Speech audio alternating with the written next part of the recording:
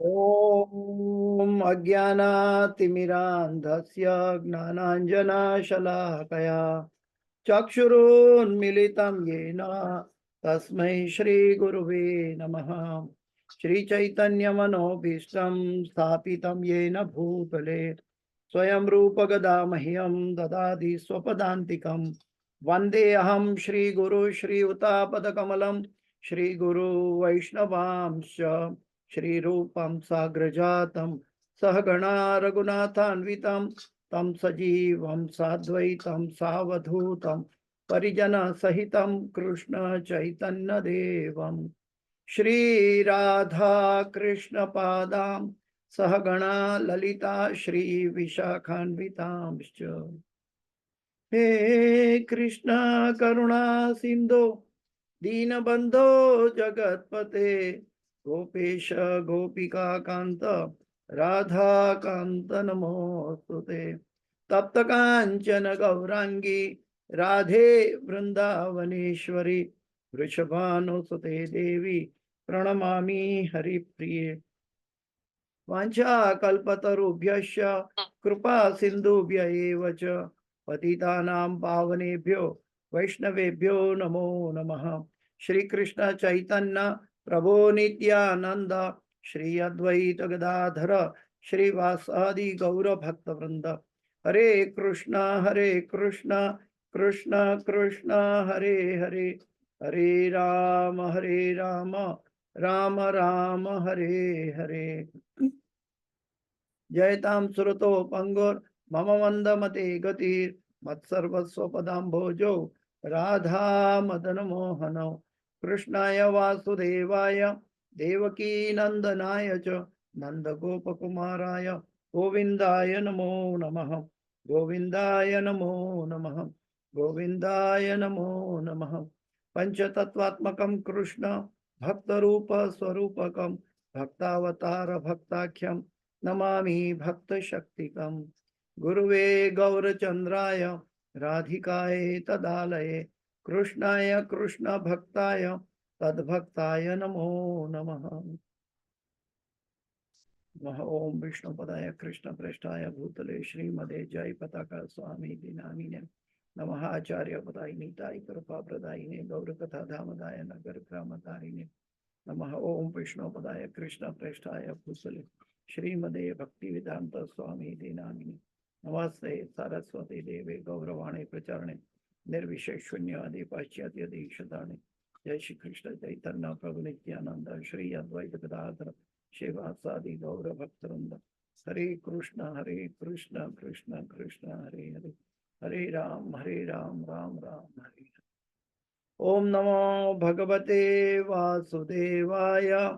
ओम नमो भगवते वासुदेवाय। ओम नमो भगवते वासुदेवाय। नारायणं नमस्कृत्यं नरं चैव नरोत्तमं देवीं सरस्वतीं व्यासं ततो जयं मुदीरयेत्। नष्टप्रायेषु अभद्रेषु नित्यं भागवत सेवया भगवते उत्तम श्लोके भक्तिर्भवति नैष्ठकी। हरे कृष्णा। तो श्रीमद् भागवत का 5वां स्कंद 5वां अध्याय और चौथा श्लोक पे चर्चा करने जा रहे हैं हम लोग। 554। नूनं प्रमत्ता कुरुते विकर्म यदिन्द्रिय अप्रीत्य आप्नुनोति न साधु मन्येयत् आत्मनो मसन्नपि क्लेशद आसुदेह।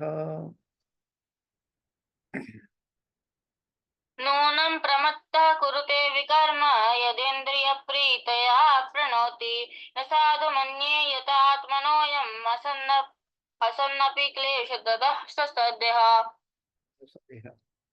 हरे कृष्ण। तो फिर हम सीधा अनुवाद पे चलते हैं। भगवान ऋषभदेव द्वारा अपने 100 पुत्रों को आदेश दे रहे हैं और हम अनुवाद पे चलते हैं। अनुवाद और तात्पर्य बाई ऐसी भक्ति वेदांत स्वामी शील प्रभुपाद महाराज की जय। अनुवाद। जब मनुष्य इंद्रिय तृप्ति को ही जीवन का लक्ष्य मान बैठता है तो वह भौतिक रहन सहन के पीछे प्रमत्त होकर सभी प्रकार के पाप कर्मों में प्रवृत्त होता है। वह नहीं जानता कि अपने विगत पाप कर्मों के ही कारण उसे यह क्षण भंगुर शरीर प्राप्त हुआ है जो दुखों की खान है। वास्तव में जीवात्मा को यह भौतिक देह नहीं धारण करनी चाहिए थी, किंतु इंद्रिय तृप्ति के लिए यह भौतिक देह दिया गया है। अतः मैं मानता हूं कि बुद्धिमान मनुष्य प्राणी के लिए यह शोभा नहीं देता कि वह पुनः इंद्रिय तृप्ति के कार्यों में प्रवृत्त हो, जिससे उसे एक एक के बाद दूसरा भौतिक शरीर प्राप्त होता रहता है। हम भागवत कई दिनों से क्लास ले रहे हैं। श्रीमद् भागवत में प्रभुपाद जी के उपदेश और अभी भगवान ऋषभदेव के उपदेश, भगवान ऋषभदेव अपने 100 पुत्र को उपदेश दे रहे हैं। ये सब एक दूसरे से मिलता जुलता है। वास्तव में नवदा भक्ति में श्रवणम मुख्य है, बात सही है, लेकिन वो श्रवणम के साथ हम अपना मन जोड़ दे तब वो श्रवण कहलाएगा। और श्रवण से धीरे धीरे धीरे हमारी क्रमशः उन्नति हो सकती है। वास्तव में हम आत्मा है, हम शरीर नहीं है, ये सब हम जानते हैं, लेकिन दूसरी क्षण में हम ऐसे बिहेव करते हैं कि हम शरीर हैं। हम ऐसी बातें करते हैं, हम ऐसे सोचते हैं कि जैसे हम शरीर हैं और हमें शाश्वत जीवन मिल गया है। ऐसा हमारा वर्ताव होता है। वास्तव में ये आत्मा का लक्षण है कि वो शाश्वत है, शरीर का नहीं। और शरीर का उपयोग करना है, शरीर सर्वस्व नहीं है। हमारी इच्छा भगवान की इच्छा पर निर्भर रहती है। तो यहाँ पे भगवान ऋषभदेव अपने 100 पुत्रों को बड़ी सटीक बात बता रहे हैं। पिछले श्लोक में कल हमने देखा था, उन्होंने अपने पुत्रों को तप करने के बारे में बताया। तप करना चाहिए मनुष्य को, क्योंकि तप से हमारी शुद्धि होती है। हमारे ऊपर जो भी वासना का आवरण है वो शुद्ध हो जाकर आत्मा स्वयं प्रज्वलित हो जाता है। यहाँ पे मैं अनुवाद फिर से पढ़ूंगा प्रभुपाद जी का। जब मनुष्य इंद्रिय तृप्ति को ही मानव जीवन का लक्ष्य मान बैठता है, ज्यादातर इस कलिकाल में 99.99% लोगों का ये एजेंडा है, जन्म से लेकर मृत्यु तक, कि वो अपनी इंद्रिय तृप्ति करें। तो वह भौतिक रहन सहन के पीछे प्रमत्त होकर सभी प्रकार के पाप कर्मों में प्रवृत्त होता है। उसके लिए एक अंधा प्रवाह चलता है और वो दिव्य ज्ञान के प्रति आकृष्ट नहीं होता, क्योंकि दिव्य ज्ञान उनको पाप करने से रोकता है और वो इंद्रिय तृप्ति के अंदर पाप करना चाहता है ताकि वो ज्यादा से ज्यादा इंद्रिय प्रवृत्ति में तत्पर हो।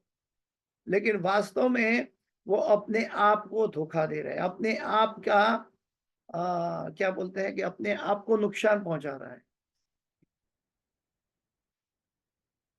तो वह भौतिक रहन सहन के पीछे प्रमत्त होकर सभी प्रकार के पाप कर्मों में प्रवृत्त होता है।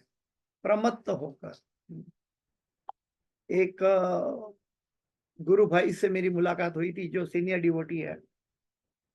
जैसे प्रभुपाद जी हमें कहते हैं कि 4 नियमों का पालन करना चाहिए, और उसमें एक आता है कि no gambling, no meat eating, no illicit sex, no gambling, no intoxication. तो उसमें एक पर्टिकुलर आता है नो गैम्बलिंग, किसी भी तरह का हमें जुआ नहीं खेलना है। लेकिन हम अपनी पूरी जीवन जुआ के दांव पे लगा देते हैं।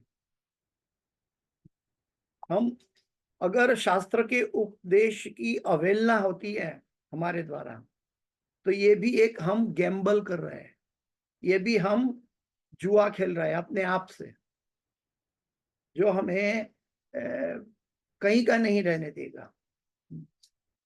जुआ व्यक्ति जब खेलता है तो उसके अंदर सत्य की हानि होती है और असत्य की ओर चल पड़ता है। और असत्य का मतलब है विकर्म की ओर चल पड़ता है। सत्य, परम सत्य तो भगवान और भगवान के उपदेश है, और असत्य यानी विकर्म उससे विरुद्ध लेकर जाता है। और जब व्यक्ति प्रमत्त होकर यानी कि एक तरह के नशे में अपने जीवन दांव पे लगाता है। अपना जीवन दांव पे लगाने का मतलब क्या है कि थोड़ी भी भगवान के आदेश के अनुसार हमारा जीवन से विचलित होना, भगवान के और शास्त्रों के आदेशों के अनुसार हमारा जीवन होना चाहिए, मापदंड होना चाहिए, लेकिन इससे हम विचलित हो तो ये भी एक तरह का गैम्बलिंग है। गैम्बलिंग का मतलब सिर्फ ये नहीं है कि जुआ नहीं खेलना है या लॉटरी नहीं लेनी है, ये तो सब है, लेकिन हम अनजाने में भी या जानकर भी शास्त्र के उपदेशों को के ऊपर हम अपने आप को जुआ की तरह अपना जीवन लगा देते हैं। और इसी वजह से हमारे अंदर कली प्रवेश करने में कोई तकलीफ नहीं रहती, क्योंकि जहां जुआ है वहां कली प्रवेश करेगा, और कली प्रवेश करेगा तो विकर्म और बढ़ेगा, एक दूसरे का सहध्यायी है। इसलिए मनुष्य जीवन जो है ये एक तरह से क्षुरस्य धारा है। उनको पूर्ण स्वतंत्रता दी गई है, कर्म का लेखा जोखा है, कर्म उसको करना है, लेकिन एक क्षुरस्य धारा की तरह उसको एक तरफ भगवान और भगवान की उपदेश है और दूसरी तरफ अपनी मन की इच्छा और इंद्रिय तृप्तियां हैं। जो मनोधर्म से चलता है उसका भी पतन होता है, जो इंद्रिय तृप्ति में डूबता है उसका भी पतन होता है, जो अपना जीवन को दांव पे लगाता है उसका भी पतन होता है। पतन किसका नहीं होता? जो बुद्धिमान है, जो अपनी बुद्धि का सही उपयोग करते हैं। वास्तव में इसमें भी दो तरह के लोग हैं संसार में। एक तो वो लोग हैं जो अबूझ है, अज्ञानी है, उनको कुछ पता ही नहीं है सही क्या गलत क्या। और इसके बीच में हमारे जैसे लोग हैं जिनको गुरु की कृपा से, भगवान की कृपा से, भागवत की कृपा से पता चला है कि सही क्या है और गलत क्या है, लेकिन हमारे अंदर जो एक अनर्थ छुपा हुआ है, हृदय की दुर्बलता, ये हृदय की दुर्बलता के कारण हम उसका पालन नहीं कर पाते। जो अबूझ है वो तो जानते नहीं है इसलिए पालन नहीं करते, लेकिन हम तो गुरु की कृपा से, भगवान की कृपा से जानकर भी अनदेखा करते हैं। तो एक तरह का जीवन का अंधेरा नशा है प्रमत्त होकर। सभी प्रकार के पाप कर्मों में प्रवृत्त होता है, सभी प्रकार के पाप कर्मों में प्रवृत्त होता है। जो धर्म के चार पांव हैं उनको तोड़कर आगे चलता रहता है। वह नहीं जानता कि अपने विगत पाप कर्मों के ही कारण उसे यह क्षण भंगुर शरीर प्राप्त हुआ है। उसके विगत कर्मों के कारण, हमारे पूर्व कर्मों के कारण हम इस भौतिक जगत में हैं। अगर हमारा कर्म भगवान की ओर, भगवान की प्रसन्नता की ओर, या भगवान की सेवा की ओर, या भगवान के भक्तों की सेवा की ओर होता तो हमारा एग्जिस्टेंस ये भौतिक जगत में ना होता, बल्कि हम शाश्वत जगत के अभिलाषी हो जाते हैं, शाश्वत जगत में हमारा स्थान हो जाता। हम भौतिक जगत में हैं, हम स्वयं दुर्दशा में हैं। प्रभुपाद जी कहते हैं कि किसी व्यक्ति को हॉस्पिटल में वो लेटा हुआ है और उस व्यक्ति को पूछा जाए कि आप कैसे हैं, अभी आपको कैसा लग रहा है, आप कैसे हैं, तो थोड़ा स्माइल देकर वो पेशेंट जवाब देगा, प्रभु जी मैं बहुत अच्छा हूं। तो प्रभुपाद जी वहां डांटते हैं, अगर बहुत अच्छा है तो हॉस्पिटल के बेड पे क्यों लेटे हो? आप घर में आ सकते हो। आप घर में नहीं हो इसका मतलब आप अच्छे नहीं हो। लेकिन आर्टिफिशियल इम्पोजिशन, फेक, अपने आप को फेक उपलब्धि दे देकर वो बोलते हैं कि हम अच्छे हैं। वास्तव में इस जगत में जिसने भगवान की शरण नहीं ली है वो कोई भी अच्छा नहीं है, चाहे अपने घर में रहे, चाहे वो गृहस्थ हो, चाहे वो गृहमेदी हो। हाँ, कोई भी अच्छा नहीं है जब तक वो भगवान की शरण, गुरु की शरण ग्रहण कर नहीं की है। और शरण ग्रहण करने का मतलब एक एपिसोड नहीं है कि दीक्षा ले लिया तो हम शरण ग्रहण कर ली, नहीं। शरण ग्रहण करने का अर्थ है गुरु के आदेशों का पालन। जब पालन नहीं होता तो वो शरण शरण ग्रहण नहीं कहलाती, बल्कि वैष्णव अपराध कहलाता है। हम दीक्षा लेते हैं, ये तो जीवन की आध्यात्मिक जीवन की शुरुआत है, लेकिन हम उसको मैच्योरिटी स्टेज मानकर अगर हम चल पड़े तो हानि हमारी है कि सब कुछ प्राप्त है लेकिन हम कुछ भी ले नहीं पाए। जैसे कि पूरा शुद्ध नदी का जल बह रहा है लेकिन हम प्यासे के प्यासे ही रह गए। ये जीवन जो है, ये मनुष्य जीवन हमें प्यासे रहने के लिए नहीं, बल्कि आध्यात्मिक तृप्ति से हमारी प्यास बुझानी है। हम सब अपूर्ण है इस जगत में, और पूर्ण की तरह हमारी क्षुब्ध, हमारी प्यास बुझ सकती है। भगवान पूर्ण है और पूर्ण के पास जाएंगे तो हमारी अपूर्णता दूर हो सकती है, लेकिन हम अपूर्णता को और ना और भौतिक जगत में बढ़ाते जा रहे हैं। हम सुख सगवड़ बढ़ाते हैं, लेकिन ये सुख सगवड़ हमारा अल्टीमेट जीवन नहीं है। ये कितना 10, 20, 25, 50 साल, उसके बाद क्या है ये सुख सुविधा का कोई मोल नहीं रह जाएगा, क्योंकि हम भी इस सुख सुविधा के साथ नहीं रहेंगे और ना हमारा शरीर सुख सुविधा पाने के लिए रहेगा। हम तो भगवत धाम के वास्तविक प्रतिनिधि हैं, लेकिन हम इस जगत में झूठे अपने आप का झूठा एपिसोड लेके जी रहे हैं। वास्तव में हम सब आत्माएं हैं, हम सब शाश्वत हैं और हम सब भगवत धाम के अनुगामी हैं। लेकिन होता क्या है कि हमें लगता है कि हम शाश्वत जीवन में, वास्तव में मनुष्य जीवन भौतिक अनुभव रहा है। शाश्वत जीवन का ये भौतिक अनुभव है मनुष्य जीवन। लेकिन लोग क्या समझते हैं, मैं मनुष्य जीवन में, भौतिक जीवन में आध्यात्मिक अभ्यास कर रहा हूं। वास्तव में हम आध्यात्मिक स्फुरलिंग है और भौतिकता का अनुभव कर रहे हैं। तो हमें भौतिकता के अनुभव की ओर हम अपने आप को निकृष्ट क्यों बनाएं? वह नहीं जानता कि अपने विगत कर्मों, पाप कर्मों के कारण ही उसे यह क्षण भंगुर शरीर प्राप्त हुआ है, जो दुखों की खान है। प्रभुपाद जी कहते हैं कि जो दुखों की खान है, इसको कैसे समझा जाए? प्रभुपाद जी कहते हैं कि किसी व्यक्ति का कोई दुर्भाग्य है, किसी व्यक्ति का कोई दुर्भाग्य है तो कोई बड़ी बात नहीं है, वो अपना भाग्य बदल सकता है सही दिशा में जाकर। लेकिन कोई व्यक्ति दुर्भाग्य को सद्भाग्य मान बैठता है तो वो सबसे बड़ा खतरनाक दुर्भाग्य है। और इस संसार में सभी की परिस्थिति ऐसी है कि वो अपने दुर्भाग्य को सद्भाग्य मानकर जी रहे हैं और अपनी नाम प्रतिष्ठा, धन, प्रमत में चूर है। हम अपने भौतिकता ये हमारा दुर्भाग्य है और दुर्भाग्य को हम सद्भाग्य बनाते हैं कैसे? सुख सगवड़ को एक्सटेंड करके। और हम सोचते हैं कि हम सद्भागी हैं, हमारे पास तो बहुत कुछ है, लेकिन वास्तव में हम बड़े दुर्भागी हैं। हमें कृष्ण चाहिए, कृष्ण का दिया हुआ सुख सगवड़ का क्या फायदा?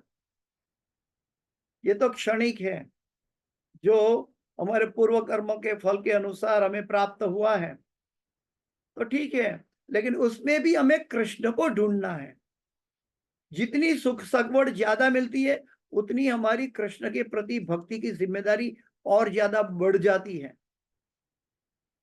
क्योंकि नहीं तो हम सुख सगवड़ में भगवान को भूल जाएंगे।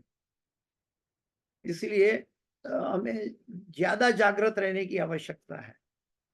ये 84 लाख योनि में मनुष्य जन्म मिला है, तो एक अच्छा सुख सगवड़ का ये एपिसोड है। और ये एपिसोड में भी अगर हम अच्छे घर बार, अच्छे कुटुंब में हैं, भरण पोषण का कोई सवाल नहीं है, तो और भी सुख सगवड़ है।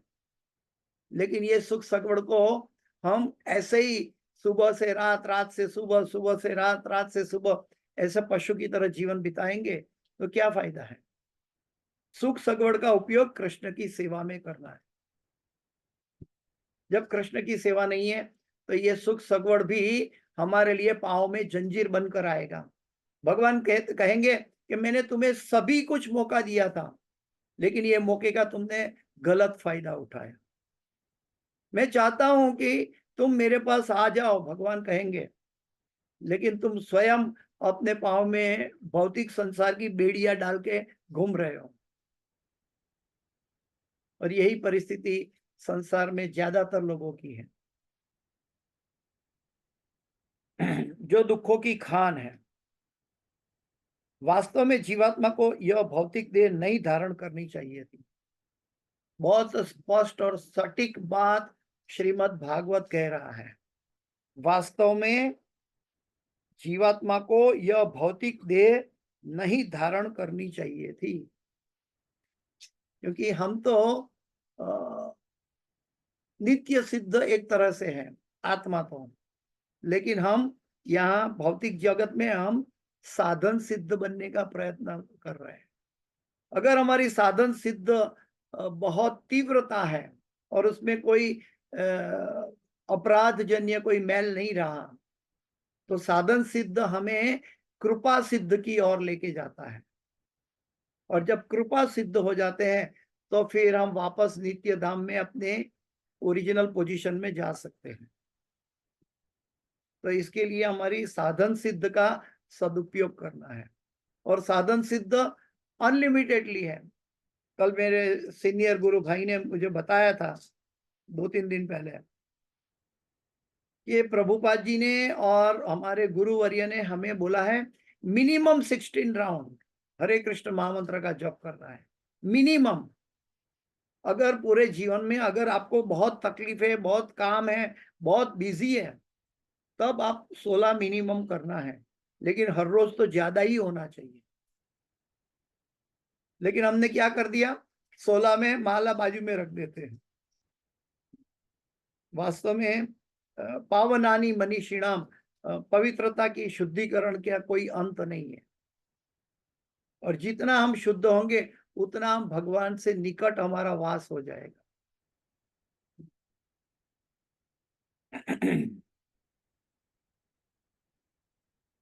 मैं जीवात्मा को यह भौतिक देह नहीं धारण करनी चाहिए थी, किंतु इंद्रिय तृप्ति के लिए यह भौतिक देह दिया गया है। इंद्रिय तृप्ति के लिए तो क्या करना है? इंद्रिय तृप्ति को करना है, या फिर जन्म मृत्यु जरावादी के साथ इंद्रिय तृप्ति करते रहना है, जो पशु योनि में भी मिलती है। लेकिन मनुष्य के लिए क्या कहा? धर्मो ही तेषाम अति को विशेषो, धर्म विना ही पशु ही समानाम। अगर हम 84 लाख योनि का अनुकरण कर रहे हैं तो फिर मनुष्य के शरीर में भी हम पशु ही है। अतः मैं मानता हूं कि बुद्धिमान मनुष्य प्राणी के लिए यह शोभा नहीं देता कि वह पुनः इंद्रिय तृप्ति के कार्यों में प्रवृत्त हो, जिससे उसे एक के बाद दूसरा भौतिक शरीर प्राप्त होता रहता है। तो यहाँ पे शब्द आया फिर से बुद्धिमान। बुद्धिमान शब्द का अर्थ क्या कैसे निकालेंगे? गीता में तो भगवान कहते हैं बहुनाम जन्मनाम अन्ते ज्ञानवामाम प्रपद्यन्ते वासुदेवम सर्वमिति स महात्मा सुदुर्लभ। जिसको दृढ़ निष्ठा है कि भगवान वासुदेव श्री कृष्ण सर्वस्व है, तो ऐसा महात्मा अति दुर्लभ है। भगवान कहते हैं बहुनाम जन्मनाम अन्ते ज्ञानवाम, ज्ञान का जो उपयोग करता है ज्ञानी के लिए, जो बुद्धि गम्य ज्ञानी के लिए बहुनाम जन्म नाम अन्ते। लेकिन जब हमें भगवान के द्वारा अनुकंपा प्राप्त हुई है, भगवान और गुरु के द्वारा अनुकंपा प्राप्त हुई है, और हृदय का दौर्बल्य मिटाना हमारे अपने आप हाथ में है। कोई ऐसा नहीं कह सकता कि मुझे मालूम नहीं था इसलिए मैं पाप कर रहा हूँ, अजानता पाप कर रहा हूँ। लॉ ऑफ कर्म कैन नॉट एक्सक्यूज एनीवन। भगवान का कानून किसी को छोड़ता नहीं है। उस कानून के अंदर क्या है कि एक 2 साल का बच्चा आग में हाथ डालता है तो वो उसका हाथ जल जाएगा। वो भगवान के सामने कंप्लेन नहीं कर सकता कि मेरा हाथ क्यों जला दिया, क्योंकि आग आग का गुण धर्म है जलाना। तो चाहे वो 2 साल का बच्चा हो या 25 साल का जुआन हो या 80 साल का बूढ़ा हो, सबको आग जलाएगी। ये एक नेचर है। लेकिन ignorance of law is not excuse. हम भगवान के जो कानून है वो हम अनजाना में अनदेखा करेंगे तो ऐसा नहीं कि हमारी सजा माफ हो जाएगी। हमें शास्त्र के जरिए चलना, इसीलिए भगवान ने मनुष्य जीवन में बुद्धि दी है। इस बुद्धि का सदुपयोग करना ये मनुष्य जीवन की सफलता है।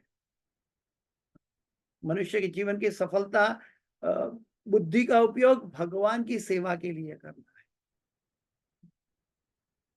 जैसे कि कहते हैं कि गोपीगण कहती है, जो हमेशा मैं कोट करता हूँ कि तव कथामृतम तप्त जीवनम कविभिरीडितम कल्मषापहम श्रवण मंगलम श्रीमदाततम भुवि कृणंति ते भूरिदा जन। वो मनुष्य में सबसे बड़ा बुद्धिमान है। कौन? जो भगवान की महिमा सबको बताता है, जो भगवान के आदेशों का पालन करता है, जो भगवान कृष्ण ही सर्वस्व है, सर्वशक्तिमान है, सर्वोपरि है, ये अनुभव से जान चुका है और फिर उसकी सेवा में लग चुका है। जो जानेगा वो ऑटोमेटिक लगेगा। जैसे कि कोई व्यापारी का, धंधादारी का बच्चा, वो पढ़ लिख के ग्रेजुएट हो गया, मास्टर ग्रेजुएट हो गया, फिर वो ढूंढेगा कि मैं मेरे पिता की तरह कुछ ऐसा बिजनेस करूं कि जो मुझसे सबसे ज्यादा फायदेमंद हो। क्योंकि उसने पढ़ाई लिखाई कर ली तो अभी उसका कर्तव्य है कि इसका उपयोग करना। हमें ज्ञान मिल गया कि वासुदेवम सर्वमिति स महात्मा सुदुर्लभ, तो हमें इसका उपयोग करना है। उपयोग करने का मतलब उनकी सेवा में लग जाना है। उनकी सेवा से हमें सर्वोच्च चीज प्राप्त हो सकती है, भगवत प्रेम। प्रभुपाद जी तो कहते हैं वहां तक कि हम तो इस भौतिक जगत में मूर्ख हैं कि इंद्रिय तृप्ति के पीछे हैं। प्रभुपाद जी तो कहते हैं आपको अच्छी स्त्री चाहिए, अच्छा पुरुष चाहिए, तो चलो गोलोक वृंदावन में, वहां सभी भगवान की सेवा में नियुक्त अच्छी स्त्रियां भी हैं, गोपीगण हैं और ग्वाल बाल सखा भी हैं। लेकिन वहां काम वासना नहीं है, वहां शुद्ध प्रेम है, वहां शुद्ध प्रेम है। तो अगर शुद्ध प्रेम का अनुभूति हमने नहीं किया, इसलिए हम कादव कीचड़ के गंदगी में हम पड़े हैं, जो कि काम वासना कहलाता है। और काम वासना के अंदर हम इतने बड़े बुद्धिमान, हमारा मस्तिष्क इतनी अच्छी सोच लगाता है, इतनी मेहनत करता है, कमाता है, और फिर निम्नतर कार्य में अपने आप को बेच देता है। प्रभुपाद जी के तात्पर्य क्या कह रहे हैं कि इस श्लोक में इंद्रिय तृप्ति के निमित्त मांगना, इंद्रिय तृप्ति के निमित्त मांगना, उधार लेना तथा चोरी करना निंदनीय कहा गया है। इंद्रिय तृप्ति के लिए कुछ मांगना है या उधार लेना है या चोरी करना है, ये सब निंदनीय है, निंदनीय कार्य है। क्योंकि ऐसी भावना से घोर अंधकारमय नरक प्राप्त होता है। ऐसी भावना से प्रभुपाद जी समझा रहे हैं कि कान पट्टी पकड़कर समझा रहे हैं कि देखो, ऐसी भावना से घोर अंधकारमय नरक प्राप्त होता है। व्यभिचार, भगवान ने सीमित इंद्रिय तृप्ति की छूट दी है पति पत्नी को। अपने संतान, कृष्ण भावनामृत संतानों को प्रकट जीवित करने के लिए। लेकिन व्यभिचार यानी कि अपनी स्त्री पुरुष के, पति पत्नी के संबंध से बाहर कोई विचार मन में भी है या एक्शन शरीर के द्वारा भी है, ये सब व्यभिचार है। जब हम कृष्ण को भूल के अपनी इंद्रिय तृप्ति में लगते हैं तो उसको भी व्यभिचार कहलाएगा, क्योंकि हम सब प्रकृति है, भगवान पुरुष है। मांसाहार, मांसाहार तो प्रभुपाद की कृपा से हम लोग तो करते नहीं है, लेकिन